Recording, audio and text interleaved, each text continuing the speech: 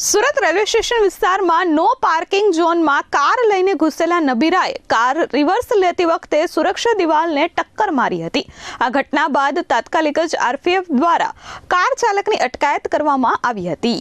Surat railway station જેવા અતિવ્યસ્ત વિસ્તારમાં એક લક્ઝરિયસ કારના ચાલકની બેદરકારી સામે આવી છે।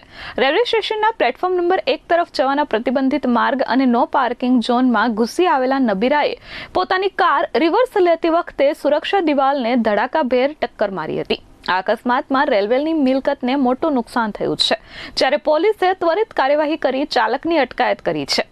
સી એરિયામાં ફરજ પર તૈનાત કોન્સ્ટેબલને આ માહિતી મળી હતી કે એક કાર ચાલકે ડિવાઈડર તોડી નાખી છે, જેથી તાત્કાલિક જ પોલીસે તપાસ હાથ ધરી હતી। પોલીસે સ્થળ પરથી કાર ચાલકની અટકાયત કરી હતી।